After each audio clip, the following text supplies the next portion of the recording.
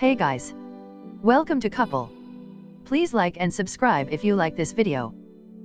The Senate Veterans Affairs Committee is examining allegations that President Trump's nominee to lead the Veterans Affairs Department oversaw a hostile work environment as the White House physician and allowed the overprescribing of drugs, according to congressional officials briefed on the committee's work.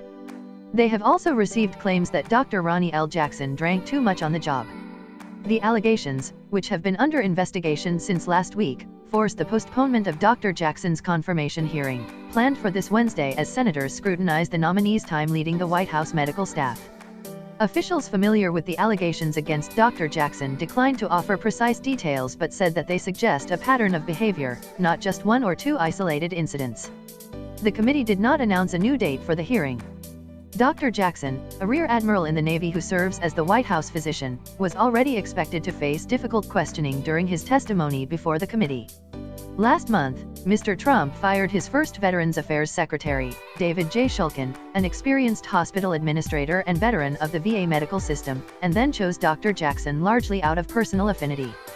The White House did little or no vetting of his background before announcing his nomination on Twitter. Before serving as a White House physician, Dr. Jackson had deployed as an emergency medicine physician to Taqadum, Iraq, during the Iraq War. The Senate only received paperwork from the Trump administration formalizing Dr. Jackson's nomination last week. Committee Democrats met briefly Monday evening to discuss how to proceed. Senator Jon Tester of Montana, the top Democrat on the panel, is leading the investigation. Mr. Tester met with Senator Johnny Isakson of Georgia, the committee's chairman, Tuesday morning shortly after announcing the postponement.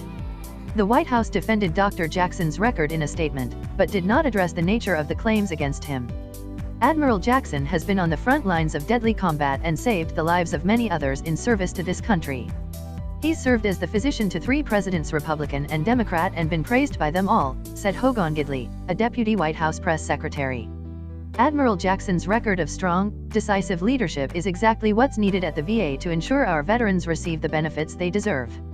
Lawmakers were already preparing to press Dr. Jackson on his views on the role of private medical care for veterans, instead of the department's government-run health care system. Senators plan to challenge his lack of management experience running a large organization. The department is the federal government's second largest, employing more than 370,000 people and operating sprawling health and veterans benefits systems.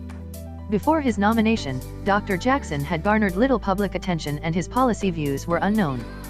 He took a rare turn in the spotlight in January, when he appeared on national television to announce the results of Mr. Trump's first physical while in office. At the time, there was speculation over the president's physical and mental health, and Dr. Jackson offered effusive compliments on both. Mr. Trump was pleased with the performance. "I've found no reason whatsoever to think the president has any issues whatsoever with his thought processes," Dr. Jackson said. At one point, he even quipped that given Mr. Trump's genetics, he might live to 200 years old if he had a healthier diet.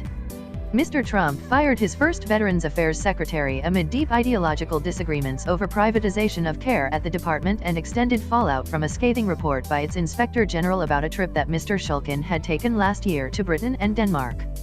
Mr. Shulkin, a politically moderate physician and former hospital executive, remained well-liked on Capitol Hill and among veterans groups, who felt he was a pragmatic leader who understood the department intimately.